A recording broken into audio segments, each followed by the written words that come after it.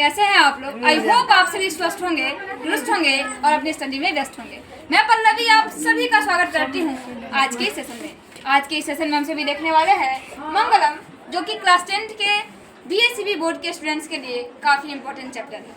Class 10 में यदि आप हैं और 2026 या फिर आगामी 2027-28 में अपनी 10वीं का बोर्ड एग्जाम देने वाले हैं, तो आज के सेशन में आप हमारे साथ जुड़े रह सकते हैं। ये BSCB Bihar school examination board के स्टूडेंट्स के लिए ये सेशन आज का बेनिफिशियल होने वाला है। मंगलम का क्या अर्थ होता है, पहले ये देखते हैं। मंगलम का अर्थ होता है शुभ अथवा कल्याणकारी। क्या होता है? शुभ या कल्याणकारी, शुभ अथवा कल्याणकारी। अब कोई काम अगर शुभ हो रहा है तो हम उसे बोलते हैं मंगल हो रहा है। इसका मतलब है कि मंगलम शब्द का जो शाब्दिक अर्थ है वह है शुभ या कल्याणकारी। अब क्वेश्चन ये देखने को मिलता है हमारे एग्जाम में ऑब्जेक्टिव फॉर्म में कि मंगलम जो चैप्टर है वह कहाँ से लिया गया है। तो मंगलम जो चैप्टर है वह उपनिषद से लिया गया है। कहाँ से लिया गया है? उपनिषद से। और इसमें दर्शन शास्त्र के सिद्धांतों, किसके सिद्धांतों को? दर्शन शास्त्र के सिद्धांतों का वर्णन है। अब अगर क्वेश्चन ये पूछे कि मंगलम पाठ में किसके सिद्धांतों का वर्णन है, तो आप आंसर लगाओगे दर्शन शास्त्र के सिद्धांतों का वर्णन है। अगला क्वेश्चन ये पूछ सकता है कि मंगलम पाठ में कुल श्लोकों की संख्या कितनी है। तो मंगलम पाठ में कुल श्लोकों की जो संख्या है वह है 5। कितनी है? 5। अब क्वेश्चन ये पूछेगा कि मंगलम पाठ में कुल कितने उपनिषद से कितने श्लोक लिए गए हैं। तो कुल 4 उपनिषद से, कितने उपनिषद से? 4 उपनिषद से कुल 5 श्लोक लिए गए। इन चारों उपनिषदों के नाम क्रमशः नंबर 1 में ईशावास्य उपनिषद,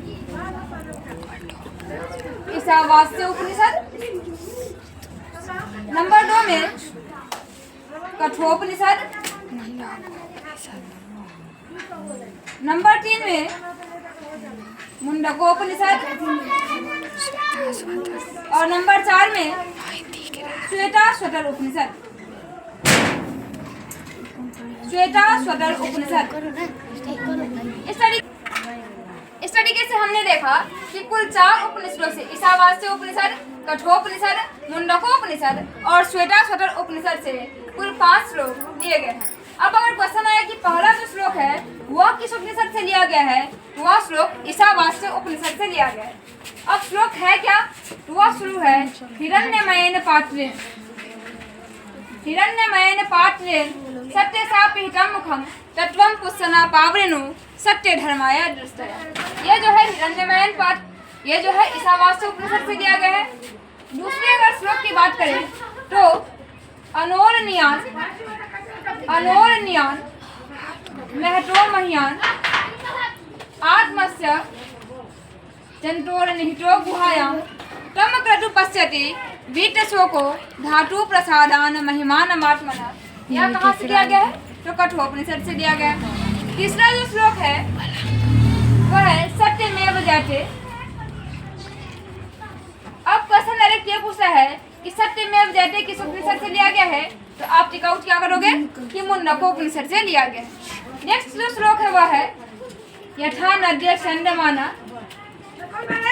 यथा नद्य चंद्रमाना समुद्रे अस्तम गच्छन्ति नाम रूपे विहाय तथा विद्वान नाम रूपाद विमुक्ता परंपरा पुष्मुपैति दीटा। यह जो है कहाँ से लिया गया है? तो मुंडकोपनिषद से। नेक्स्ट जो श्लोक है वह है आदित्य वर्णातम सह परस्तात् तमेव विदित्वाति मृत्युमेति। यह श्लोक कहाँ से लिया गया है? यह जो श्लोक है वह श्वेताश्वतर उपनिषद से लिया गया। इस तरीके से हमने क्या देखा कि जो श्लोक नंबर 1 है वह ईशावास्य उपनिषद से, सेकेंड नंबर जो श्लोक है वह कठोपनिषद से, तीसरा और चौथा जो श्लोक है वह मुंडकोपनिषद से और जो 5 नंबर श्लोक है वह श्वेताश्वतर उपनिषद से लिया गया। अब क्वेश्चन ये भी पूछ सकता है कि जो उपनिषद है उपनिषद की कुल संख्या क्या है? उपनिषदों की कुल संख्या क्या है? तो उपनिषदों की कुल संख्या है 108। अगर क्वेश्चन ये पूछे कि वेदों की कुल संख्या क्या है, तो यह है 4। कौन कौन सा है? ऋग्वेद, यजुर्वेद, सामवेद और अथर्ववेद। इस तरीके से देखते हैं कि वेदों की कुल संख्या 4 है, उपनिषदों की कुल संख्या 108 है। और अगर क्वेश्चन पूछे कि पुराणों की कुल संख्या कितनी है, तो पुराणों की कुल संख्या 18 है। इस तरीके से हमने ये देखा कि ऑब्जेक्टिव फॉर्म में किस तरीके से क्वेश्चन पूछे जा सकते हैं। अब हम चलते हैं जो हमारा चैप्टर है उस चैप्टर के ऊपर। मैन पात्रे सत्य सा पीठम मुखम तत्वं कुशना पावरिनु सत्य धर्माय दृष्टया। यह किस उपनिषद से लिया गया है, या फिर इस ये जो श्लोक है उस श्लोक का शाब्दिक अर्थ क्या होगा? इसका अर्थ क्या होगा? हिरण्यमयन पात्र, मतलब हिरण्यमयन पात्र से सत्य सा पीठम मुखम, जो सत्य का मुख है वह ढका हुआ है। हिरण्यमयन पात्र से सत्य का मुख ढका हुआ है। और हम जानते हैं कि जब कोई चीज़ से कोई भी वस्तु ढका हुआ होता है, जब हम उसको हटाएंगे तो अपने आप दर्शन दे देगा।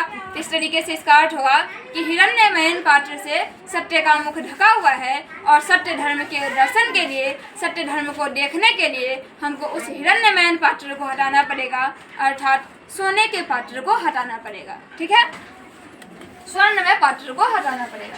दूसरा जो श्लोक है वो है अनोरनियान महतो महियान आत्मस्य जंतोर निहितो गुहायाम तम क्रतु पश्यति वीतशोको धातु प्रसादान महिमान मात्मा।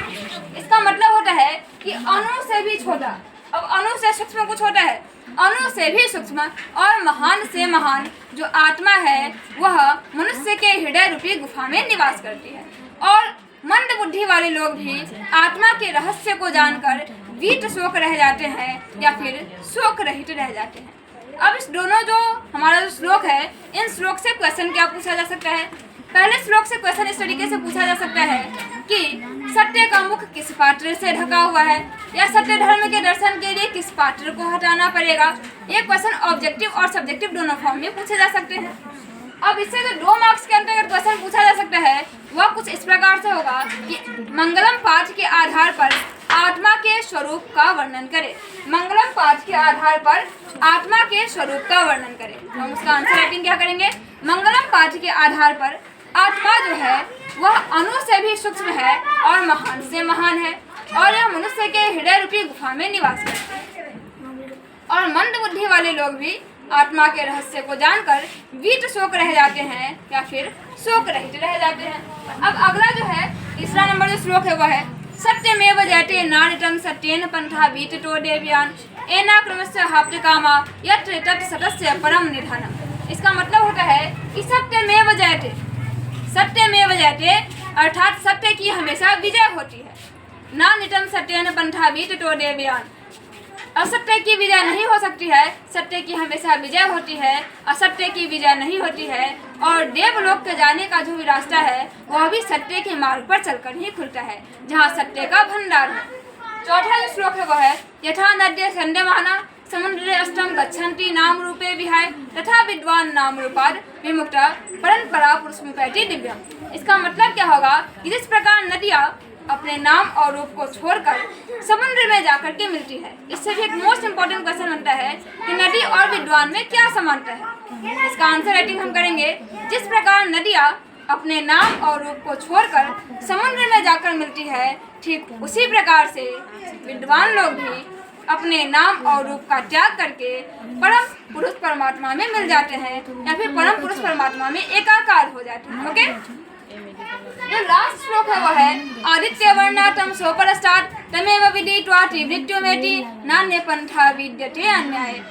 अब ये जो श्लोक है इसमें क्या है, इसका अर्थ क्या बनेगा कि मान लेते हैं इस तरीके से हम एक एग्जाम्पल लेते हैं कि अगर किसी कमरे में अंधेरा रहेगा तो उस कमरे में अगर हम एक दीपक जलाएंगे तो उस दीपक के प्रकाश का मूल्य होगा, लेकिन क्या सूर्य के प्रकाश के सामने उस दीपक के प्रकाश का कोई वैल्यू होगा?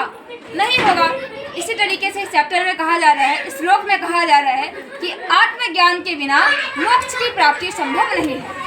इससे एक मोस्ट इम्पोर्टेंट क्वेश्चन ये बनेगा कि किसके बिना मोक्ष की प्राप्ति संभव नहीं है? इसका आंसर होगा कि आत्मज्ञान के बिना मोक्ष की प्राप्ति संभव नहीं है। यह जो पूरा का पूरा पाठ है वह परमात्मा के सर्वशक्तिमान होने की स्थिति को दर्शाता है। सभी जगह परमपिता परमेश्वर का पूजा होता है, उन्हीं के द्वारा यह जो संसार है वह व्याप्त और अनुशासित है, इस बारे में इस पाठ में बताया गया है। तो यह क्या है, इस तरीके से जो भी फॉर्म आज मैं बताई हूँ ये सबका सब इम्पोर्टेंट लाइन हो गए। तो आपके एग्जाम में इससे ऑब्जेक्टिव क्वेश्चन के फॉर्म में, सब्जेक्टिव क्वेश्चन के फॉर्म में क्वेश्चंस देखने को मिल सकते हैं। सब्जेक्टिव क्वेश्चंस के फॉर्म में क्या क्वेश्चंस देखने को मिलेंगे? पहला क्वेश्चन तो ये देखने को मिल सकता है कि सत्य का मुख किस पात्र से ढका हुआ है। दूसरा ये कि आत्मा का जो स्वरूप है वह मंगलम पाठ के आधार पर क्या हो सकता है। तीसरा, मंगलम पाठ के आधार पर सत्य के महत्व पर प्रकाश डाले। चौथा ये कि नदी और विद्वान में क्या समानता है। या फिर पांचवा ये कि मंगलम पाठ का 5 वाक्यों में परिचय दे।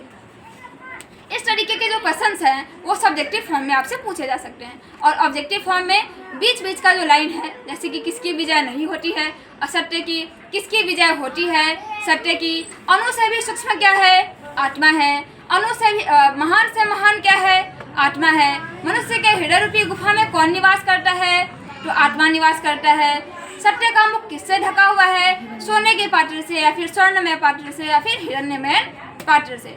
नदी अपने नाम और रूप को छोड़कर कहाँ जाकर मिलती है, समुद्र में। विद्वान अपने नाम और रूप को छोड़कर कहाँ जाकर मिलता है, परम पिता परमेश्वर में एकाकार हो जाते हैं। आत्मज्ञान के बिना किसकी प्राप्ति संभव नहीं है, तो आत्मज्ञान के बिना मोक्ष की प्राप्ति संभव नहीं है। इस तरीके के जो क्वेश्चंस है वो आपको ऑब्जेक्टिव फॉर्म में देखने को मिल सकते हैं।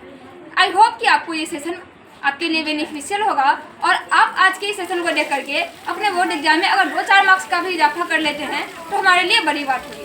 तो आज के इस सेशन को हम यही समाप्त करते हैं। हम फिर मिलेंगे अगले सेशन में पाटलिपुत्र वैभव जो कि हमारा सेकंड चैप्टर है उसके 1 शॉट वीडियो को लेकर के। आई थिंक आपके लिए ये सेशन काफ़ी बेनिफिशियल रहा होगा। सो आज के सेशन को हम यही समाप्त करते हैं। हमारे साथ अंत तक बने रहने के लिए आप सबों का बहुत बहुत धन्यवाद। Thank you so much for watching this video till and thank